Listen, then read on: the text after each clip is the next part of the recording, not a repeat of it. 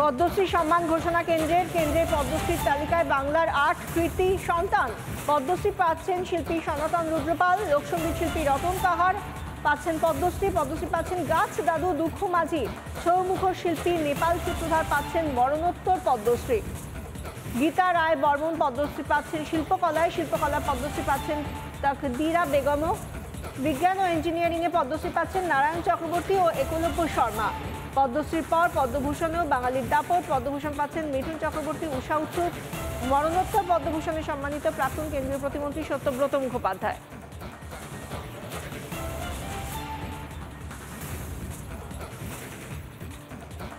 কারা কারা পদ্ম সম্মান পাচ্ছেন, এবার পদ্ম সম্মানের তালিকাতেও বাঙালি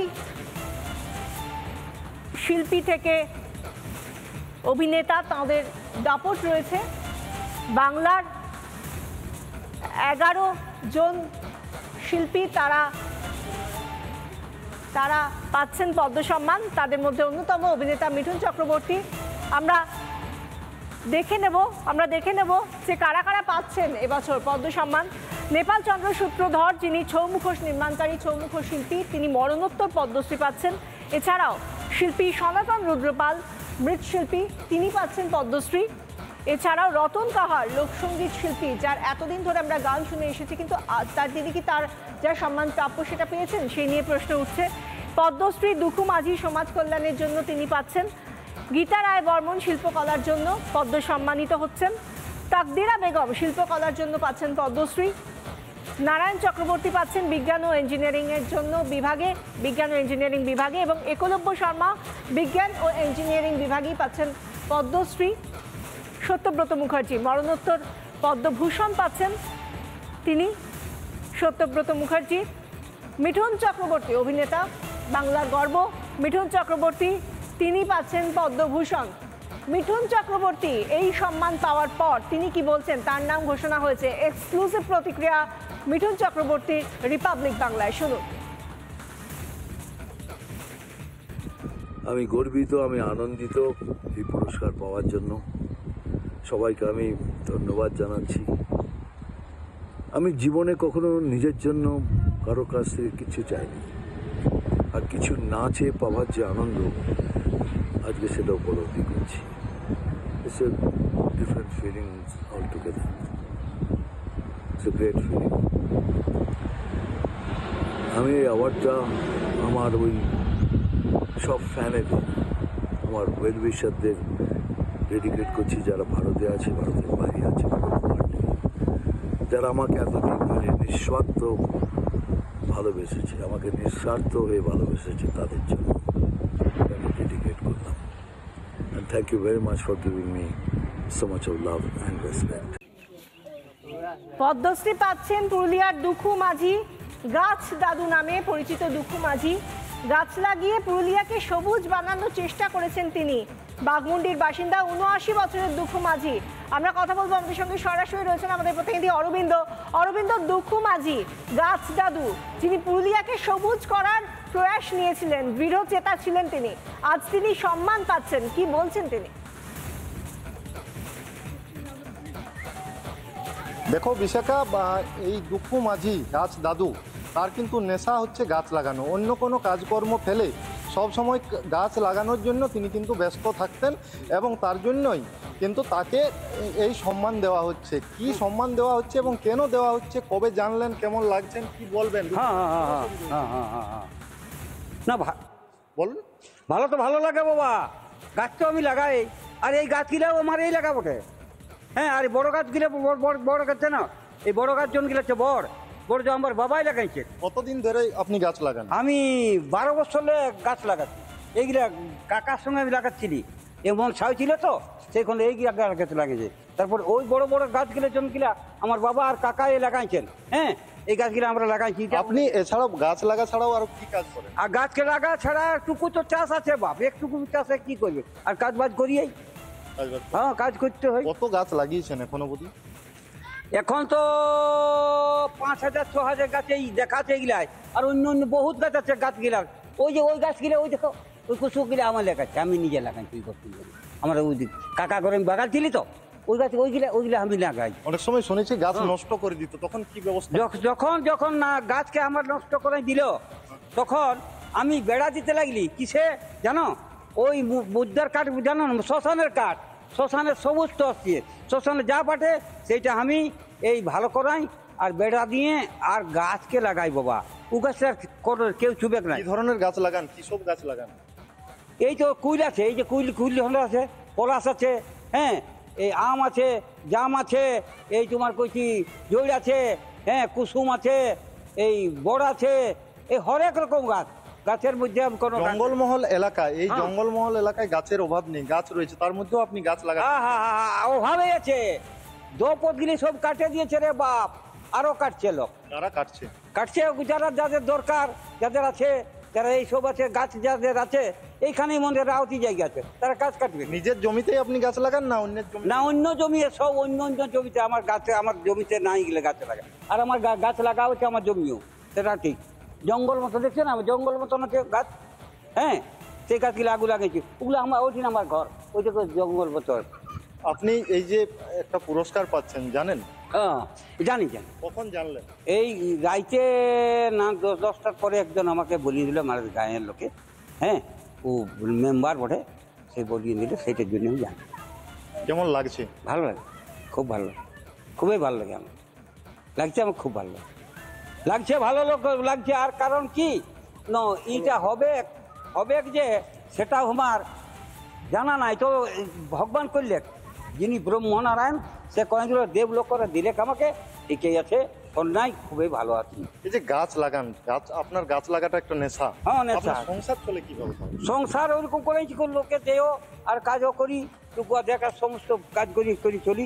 আর চলতে আমি ওই যে ওই ইহারা আছে তো সেই এখন মনে করো এই ইহাবন আছে না, সে ওগুলাও আমরা সমস্ত লেগিয়ার ওই রাখেই দিই। এই চৌড়াতে যখন গেলে ফুথল হই নাই, তখন ওটা ভাষাই দেয়, আর ওটা লেগিয়ে দিই, তখন ওরা পয়সা জানো, এইরকম করে। যেমন এখন এই ইহা করছে না সরস্বতী, ওই সরস্বতী বাজি হচ্ছিল, ওটা লেগিয়ে দিলে পয়সা পাচ্ছি। গাছ লাগাতে গিয়ে কিরকম অসুবিধার সম্মুখীন হতেন? প্রথম ভালো লাগে আমাকে গাছ লাগাবার জন্যে, ভালো রকম আমি গাছকে লাগাই, গাছে একটা অক্সিজেন দিবে, তো অক্সিজেন দিবে, সেই জন্যে অক্সিজেনের জন্য জানি যে কেনে সাহেব বলেছিল কথালে, মানে কলকাতার আসিয়েছিল, কইছিল অক্সিজেন দিবে। তখন থেকে গাছ লাগানো? হ্যাঁ, তখন বেশি গাছ লাগাই, বেশি লাগানো। হ্যাঁ, ও অক্সিজেন পাবে, তখন বড় বড় গাছ লাগাতে হয়। এই গাছগুলা ছাড়ি দিয়ে ওই গাছগুলা লাগালি, খুব সুন্দর গাছ লাগাইছি আমি, যে জৌড়ি লাগাইছি, বড় লাগাইছি, হ্যাঁ, কুসুম লাগাইছি, কুল লাগাইছি। গাছগুলো দেখাচ্ছে, এই গাছগুলো কি আপনার? হ্যাঁ, ওইগুলা আমার গাছ। তো শুনেছিলাম যে আপনি যখন প্রথম এমনি কাজ করতেন, তখন আপনাকে লোকে হেসে দিত। লোক তো আসবে কে, আর কি পাগল কোনটার জন্য কয় জানো? কেউ না পাগলেই বলবে, কে লোক গেলে দেখলে পাগলের কাজ। শুনুন, ওই মোড়া কাঠ যে আনে, তারা পাগলেই বলে, এগুলো কি লোকেই মোড়া কাঠ দিয়ে বেড়া দিতে। হ্যাঁ, তখন বলবে কি নাই লোক, বুঝলি কি পাগল লোকেই তো বলবে, বলবে বলে হচ্ছে কি লোকটা পাগল এই কেচাল বটে। এই যে বেড়া দিচ্ছে, যখন বেড়া দিচ্ছে, তখন এই মোড়া কাঠের এই বেড়া, মোড়া কাঠের এই কাপড়, এই মোড়া কাপড়, এই লেহালি সকল গিলা ওইখানে আমি বেড়া দিই, আর তার মাঝে আমি লাগাই। আজ পুরুলিয়া নয়, শুধুমাত্র পুরুলিয়া ছাড়িয়ে দেশের গর্ব আপনি সম্মানিত হচ্ছেন। কি বার্তা দিবেন পুরুলিয়া সহ দেশবাসী?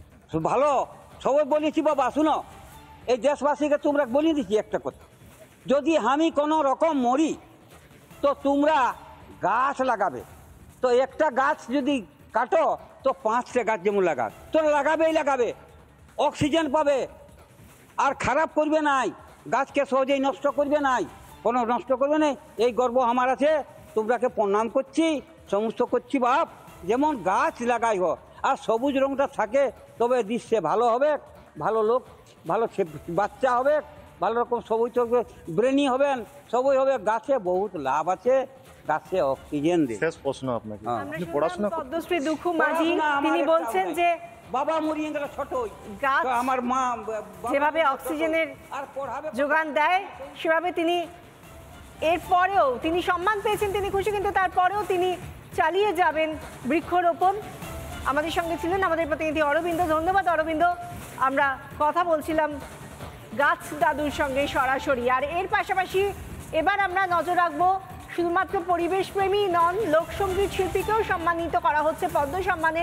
পদ্মশ্রী পাচ্ছেন গীতা রায় বর্মন, প্রখ্যাত ভাওয়াইয়া সঙ্গীত শিল্পী গীতা রায় বর্মন, মাথা ভাঙার বাসিন্দা গীতা রায় বর্মন। শুভেচ্ছা জানাতে বাড়িতে মানুষের ভিড়, সম্মানিত হওয়ায় আপ্লুত গীতা রায় বর্মন। সঙ্গীত শিল্পী নিজে কি বলছেন শুনুন।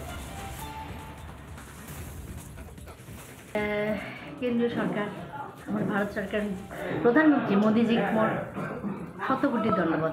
ছোটোবেলা থেকে মানে বলতে গেলে মুই তখন প্রাইমারি স্কুল তো জান নেই, তখন থেকে মুই নাচং গান করুন তো একবার করুন আর কি। হ্যাঁ, তখন তো রেডিওর যুগ ছিল, রেডিওর যে তিস্তা পাড়ের ভাবইয়া, চারটার ভাবইয়া, সেই গানটা শুনে এত ভালো লাগছিল। ঠাকুরদা ছিল, সেই তখন থেকে মুই একটু একটু গালা মেলাম আর কি গান। ওইভাবেই প্রথমত বলা চলে রেডিওই, হ্যাঁ রেডিও থেকে প্রথমে একটু একটু গান শেখা। তারপর তো বাবা অনেক মাস্টারমশাই নিয়ে এসছে অনেক দূর দূর থেকে। তো এই ভালো লাগা, তারপরে ভালোবাসা, তারপরে আজকে এই জায়গায়। পদ্মশ্রী গীতা রায় বর্মনের বক্তব্য আমরা শুনলাম, তার প্রতিক্রিয়া পেলাম। এর পাশাপাশি চোখ রাখবো রতন কাহার। তিনিও একজন লোকসঙ্গীত শিল্পী, তিনিও পাচ্ছেন পদ্মশ্রী সম্মান। তিনিও উচ্ছ্বসিত স্বভাবতই। 88 বছর বয়স তার। সুরির নগরীর পাড়ার বাসিন্দা রতন কাহার আজও ক্লান্তিহীন পথচারী। লোকগীতিকে ভালোবেসে জীবন পার করে দিয়েছেন তিনি। বড় লোকের বেটি, লম্বা লম্বা চুল গানটি এদেশের সীমা ছাড়িয়ে ভিনদেশেও জনপ্রিয়। আজ তিনি এত বছর পরে সম্মানিত, পদ্ম সম্মানে ভূষিত। তিনি কি বলছেন আমরা শুনে নেব আমাদের প্রতিনিধির সঙ্গে তার কথোপকথন। লোকসঙ্গীতের মহাগুরু যদি বলি ক্ষতি নেই, কারণ বীরভূমের মাটিতে তার অবদান লোকসঙ্গীতে বিরাট। এবং সেই রতন কাহার, রতনবাবু আপনাকে রিপাবলিক বাংলার তরফ থেকে অনেক অনেক শুভকামনা রইল। আপনি পদ্মশ্রী সম্মান পাচ্ছেন, কেমন লাগছে? খুব ভালো লাগছে, খুব আনন্দ পাচ্ছি আমি। খুবই আমার কাল থেকে পরশ থেকে আমার খুবই আনন্দ হচ্ছে। এত ভালো লাগছে যে আমি মানে এই যাবার মুখে ধরুন আর গোনা দিনের মধ্যে পড়ে গেছি। তবে এতদিনে যে আমি এরকম একটা মানে ভারত সরকারের কাছে একটা আমি প্রাইজ পাবো, একটা সম্মান পাবো, এটা কোনদিন আমি ভাবতে পারি নাই। কিন্তু এখন আমাকে শুনে আমাকে এত ভালো লাগছে যে আনন্দ লাগছে, খুবই আনন্দ লাগছে। আপনার গান তো এদেশ ছাড়িয়ে আরও অন্যান্য দেশেও জনপ্রিয় হয়েছে, কিন্তু আপনি যেন সেই পাদপ্রদীপের নিচেই থেকে গেছিলেন। সেই জায়গা থেকে আজ কেন্দ্র সরকার আপনার নাম ঘোষণা করছে পদ্মশ্রী সম্মানের জন্য। হ্যাঁ, আমি ধন্য, আমার বীরভূমবাসী ধন্য। আমি সেই গানটা গিয়ে আজকে আমি আনন্দ পেলাম। এতদিনে গানের মূল্য পেলাম। গান শোনান না, দুটো গান একটু শোনান না।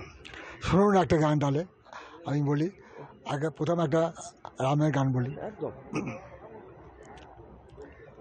ও রাবণ পালারে লঙ্কা ঘিরেছে হনুমান, পালারে পালারে রাবণ পালারে পালারে। বড় লোকের বিটিলো গানটা শুনতে চাইবো, কারণ এই গান এক অন্য মাত্রা দিয়েছে বীরভূমকে। বড় লোকের বিটিল লম্বা লম্বা চুল, আমন মাথা বেঁধে দিব লাল গেঁদা ফুল, আমন মাথা বেঁধে দিব লাল গেঁদা ফুল। লাল ধুলো সরানে ওরে সরানে, লাল ধুলো সরানে ওরে সরানে। কোথাও কি এখন যে সম্মান পাচ্ছেন কাঁটার মুকুট ভারী লাগছে? এখন কাঁটার মুকুট ভারী লাগছে এই যে সম্মান পাচ্ছেন? হ্যাঁ, খুব আনন্দ পাচ্ছি আমি।